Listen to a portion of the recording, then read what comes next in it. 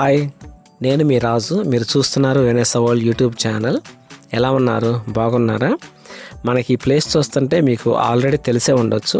తెలియకపోయినా కానీ దీని గురించి నేనైతే వివరంగా చెప్తాను ఫ్రెండ్స్. ఇది ఎక్కడో కాదండి, పిరంగపురం దాటిన తర్వాత కొండవీడు కోట.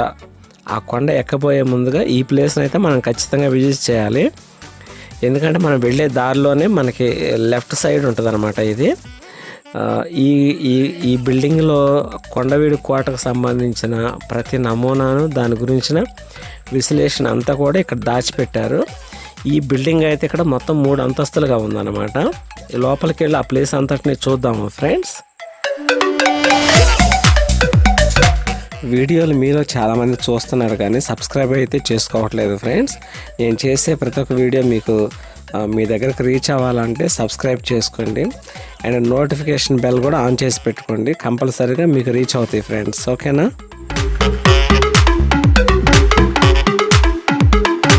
మనకు కనపడుతున్న ఈ స్టాచ్యూస్ అయితే ఫస్ట్ అయితేనేమో అవచ్చి తిప్పయ్య శెట్టి అండ్ రెండవది ఆన వేమారెడ్డి, ఇంకా మూడో ఆయన చూసుకుంటే కనుక కవి సార్వభౌమ శ్రీనాథుడు అనమాట. ఇంకా అటు కూడా 2 స్టాచ్యూస్ కనపడుతున్నాయి కదా. మొదటి స్టాచ్యూ వచ్చేసరికి నాయకురాలు నాగమ్మ, రెండవది వచ్చేసరికి గోన గన్నారెడ్డి.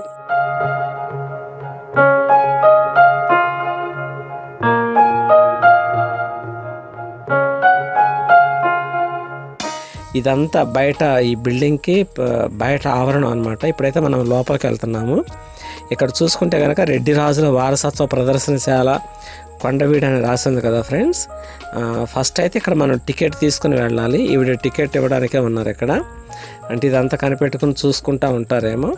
ఇంకా ఇక్కడ గోడల మీద కానీ లోపల కానీ శిలాశాసనాలు, ప్రతి దానికి సంబంధించిన రుజువులు, ఇవన్నీ మొత్తం చరిత్రకు సంబంధించినవన్నీ, హిస్టారికల్ ఇవన్నీ మొత్తం రాసి పెట్టి ఉంచారనమాట అక్కడ. ఇప్పుడైతే మనము ఫస్ట్ ఫ్లోర్లోకి వెళ్తున్నాం. ఇది మొత్తం 3 ఫ్లోర్లుగా ఉంది. మూడు బిల్డింగ్లుగా ఉంటే ఫస్ట్ మనం కిందకు వచ్చేసాము. ఇక్కడ చూసుకుంటే కనుక వరుసన అన్నీ ఇక్కడ స్టాచ్యూస్ ఉన్నాయి. ఇవన్నీ శిలా సంపద అనమాట. మనం చూస్తున్నాం కదా వరుసనే. ఇక్కడ ఏది కూడా మనం అంత తేలిగ్గా తీసేయడానికి లేదు. ప్రతి ఒక్క దాని గురించి పిన్ టు పిన్ మొత్తం అసలుకి చక్కగా వివరించి రాసి పెట్టారనమాట, దాని గురించి చదువుకోవడానికి. అవన్నీ చదివైతే మంచి ఎంజాయ్ చేయొచ్చు ఫ్రెండ్స్. వాళ్ళు వాడిన నాణ్యాలు కానివ్వండి, ఆ రాతి పలకలు, ఆ కొండలు, అవన్నీ కూడా ఇక్కడ మొత్తం చూపిస్తున్నారు. ఇక్కడ మనకి రైట్ సైడ్ చూసుకుంటే కనుక కొండవీడు కోట నమూనాని అదంతా మొత్తం మ్యాప్ లాగా సిద్ధం చేస్తున్నారు, అక్కడంతా రెడీ చేస్తున్నారు.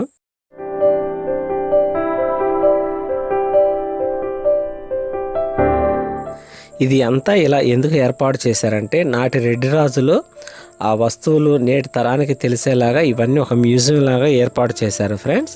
ఈ ప్రదర్శనశాల మొత్తం వచ్చేసేసి 30,000 అడుగుల చదరపు అడుగుల్లో ఉంది అండ్ 3 అంతస్తులుగా నిర్మించారనమాట. ఒక్కొక్క అంతస్తు వచ్చేసరికి 10,000 అడుగులు ఉంటుంది. అండ్ మొదటి అంతస్తులు అయితే శిలా విగ్రహాలు, అంటే ఇప్పుడు మనం చూస్తున్నది ఇది శిలా విగ్రహాలు ఉన్నాయి. ఇంకా ఇవన్నీ కొన్ని చాలా వరకు తీసుకొచ్చారు. ఇంకా కొన్ని అక్కడక్కడ ఉన్న వాటిని కూడా మొత్తం తీసుకొచ్చి ఇక్కడ గ్యాదర్ చేసి ఒక ఎసెట్ లాగా, ఒక చరిత్రకు సంబంధించిన ఇలాగా ఇక్కడైతే సేవ్ చేసి పెడుతున్నారు. అప్పటి వాళ్ళ జీవన విధానానికి సంబంధించినవన్నీ ఇట్లా చక్కగా బొమ్మల రూపంలో గోడల మీద చెక్కారు.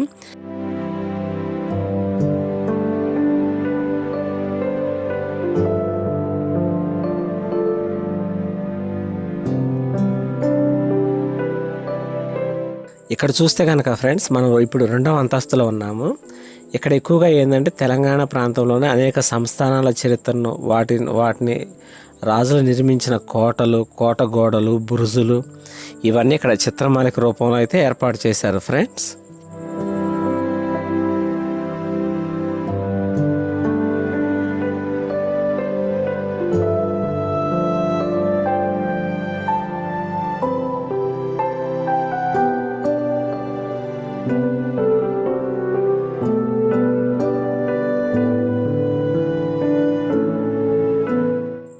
చూస్తున్నాం కదా ఇక్కడ చిత్రమాలిక రూపంలో చక్కగా మంచిగా గోడలకి వాల్ పేపర్స్ ఎంత నీట్గా అంటించి ప్రతి ఒక్కటి క్లియర్గా అర్థమయ్యేటట్టుగా అక్కడ ఆ వాల్ పోస్టర్ దగ్గర క్లియర్గా అది దేనికి సంబంధించింది ఏంటి అనేది మొత్తం లెటర్స్తో రాసి పెట్టారు. చాలా బాగుంది ఈ ప్లేస్ అయితే. ఇక్కడ 3 అంతస్తుల్లో మంచిగా చాలా బాగా మెయింటైన్ చేస్తా మంచిగా అంతా బాగా చూపించారు. చాలా బాగుంది.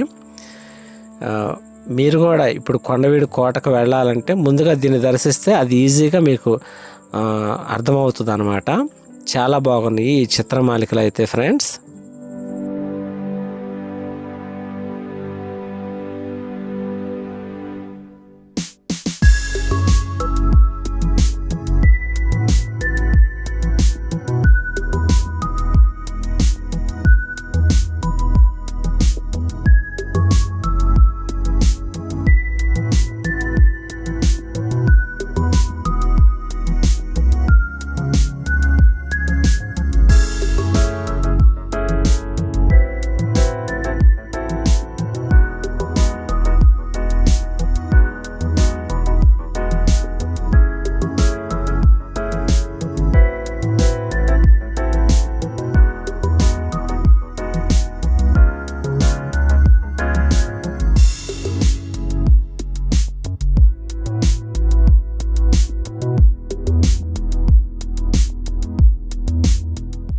ఇక్కడ ప్రోలయ వేమారెడ్డి గురించి చెప్పాలంటే రెడ్డి రాజుల వంశంలోని మొదటి రాజు ఈయనే అన్నమాట. 1325 నుంచి 1355 మధ్య కాలంలో ఆయన రాజ్యపాలన చేశారు. వీరి రాజధాని మొదటగా మనం చెప్పుకోవాలంటే అద్దంకిలో ఉండేది ఫ్రెండ్స్. అక్కడ అద్దంకి రాజధానిగా చేసుకొని కందుకూరు నుండి గోదావరి తీరం వరకు మొత్తం పరిపాలించారు. తర్వాత కొండపల్లి కోటను కూడా 14వ శతాబ్దంలో నిర్మించారనమాట. ఈయనైతే 1353 సంవత్సరంలో మరణించారు.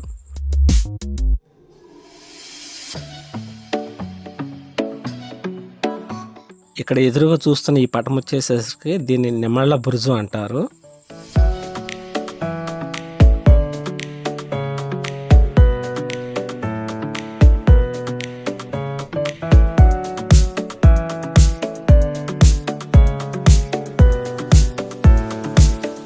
ఈ చిత్రపటాన్ని చూస్తున్నట్టయితే దీన్ని కత్తుల బావి అంటారు.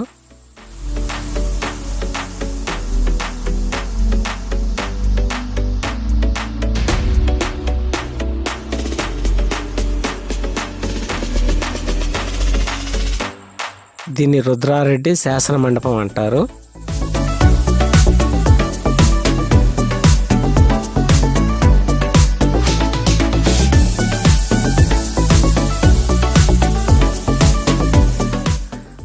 ఫ్రెండ్స్, ఇప్పుడు మనమైతే ఇక్కడ 3వ ఫ్లోర్లోకి వచ్చాము.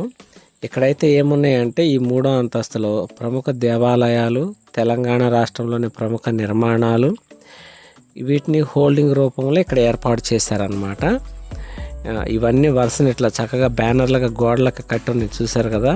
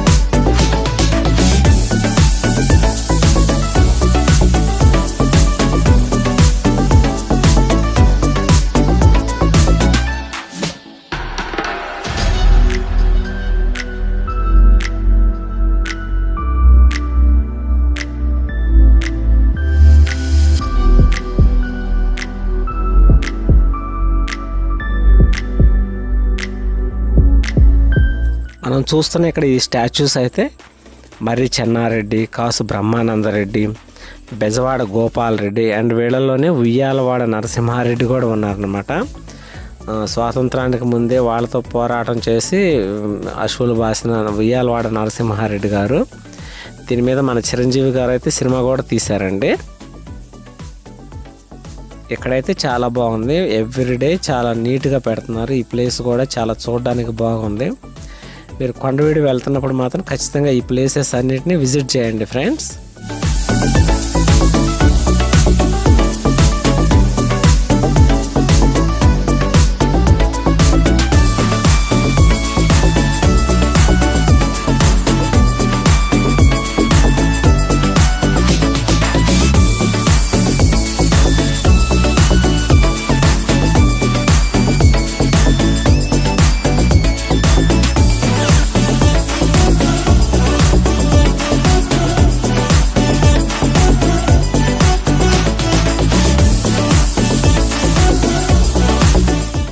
ఇక్కడ మనకి క్లియర్గా రాసించారు కదండి, 1788లో మెకంజీ గీయించిన కొండవీటి కోట రేఖాచిత్రం అని.